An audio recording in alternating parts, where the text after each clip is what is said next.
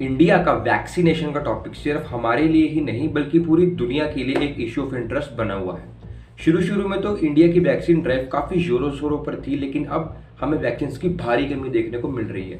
तो चलिए पता करते हैं कि ऐसा क्यों हो रहा है। इंडिया में वैक्सीनेशन 16 जनवरी 2021 को शुरू हुई थी और तब सिर्फ फ्रंटलाइन वर्कर्स और हेल्थ वर्कर्स को ये वैक्सीन लगाई जा रही थी। 1 मार्च से ये वैक्सीन 60 प्लस वाले लोगों को और 45 प्लस वाले लोगों को जिनको हेल्थ इश्यूज थे उनको वैक्सीन लगनी स्टार्ट हुई थी। फिर 1 अप्रैल से 45 प्लस वाले सारे लोगों के लिए ये वैक्सीन स्टार्ट हो गई थी। इंडिया में मेनली 2 वैक्सीन हैं जो कि लोगों को लगाई जा रही है, एक कोविशील्ड और दूसरी कोवैक्सीन। इसके साथ साथ अब रशिया की स्पुतनिक वी भी इंडिया में आ चुकी है जो कि लोगों को लगनी जल्द ही स्टार्ट हो जाएगी।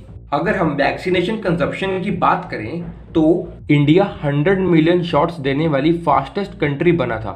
यूएसए ने 89 डेज लिए थे, चाइना ने 102 दिन लिए थे, लेकिन इंडिया ने ये काम सिर्फ 85 डेज में कर दिया था।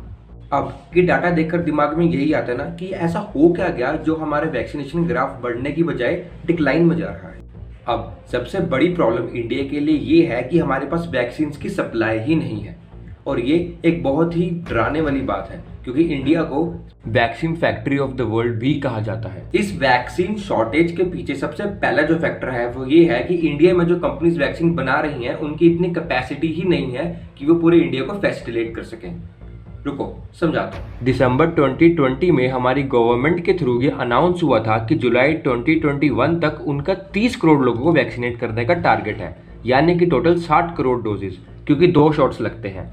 अब इंडियन गवर्नमेंट के डाटा के हिसाब से मार्च 2021 तक वैक्सीन वेस्टेज की नेशनल एवरेज थी 6.5%। तो इस डाटा के हिसाब से हमें करीब 64 करोड़ डोजेस चाहिए होंगी 6 महीने तक, जिसका मतलब कि हर मंथ हमें अप्रॉक्सीमेटली 10 करोड़ डोजेस चाहिए होंगी अगर हमें लोगों को वैक्सीनेट एकदम सही रेट पे करना है तो। लेकिन सीरम इंस्टीट्यूट और भारत बायोटेक की मैन्युफैक्चरिंग कैपेसिटी अभी तक के हिसाब से बस 7.5 करोड़ डोजेस ही है, और सीरम इंस्टीट्यूट की सारी डोजेस सिर्फ इंडिया के लिए नहीं है, उनको अपनी 40% डोजेस कोवैक्स को भी देनी पड़ती हैं। अब क्वेश्चन ये आता है कि इसमें गवर्नमेंट क्या ही कर सकती थी, क्योंकि वैक्सीन कैपेसिटीज तो मैन्युफैक्चर के ऊपर डिपेंड करती हैं, है ना।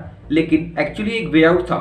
वो कैसे? हम जो मैन्युफैक्चरिंग कंपनीज हैं जो उनकी प्रोडक्शन कैपेसिटी है उसको बढ़ा सकते थे एडवांस ऑर्डर्स कर। एडवांस ऑर्डर से एक कंपनी के पास अच्छा खासा कैश फ्लो आ जाता है जिससे कि वो अपनी कैपेसिटी टू प्रोड्यूस वैक्सीन बढ़ा सकते थे।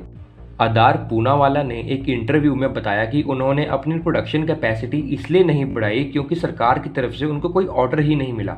एडवांस ऑर्डर्स ना प्लेस करने का एक रीजन ये भी हो सकता है कि हमारी गवर्नमेंट को लगा था कि फर्स्ट वेव ऑफ कोविड उन्होंने टैकल कर ली है, जिसकी वजह से अब इंडिया को कुछ भारी नुकसान नहीं हो सकता। मुझे याद है पिछले साल फरवरी, मार्च, अप्रैल में दुनिया के कई नामी एक्सपर्ट्स और बड़ी बड़ी संस्थाओं ने क्या क्या कहा था। भविष्यवाणी की गई थी कि पूरी दुनिया में कोरोना से सबसे प्रभावित देश भारत होगा।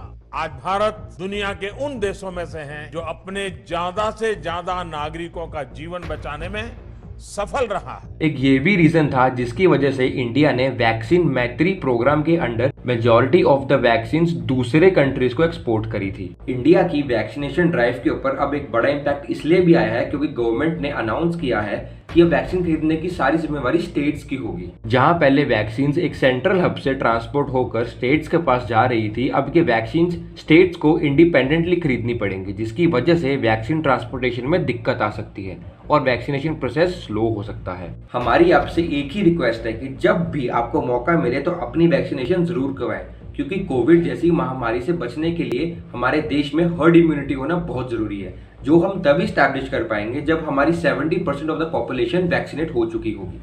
चलिए अब मैं चलता हूँ, अपना ख्याल रखना। Thank you.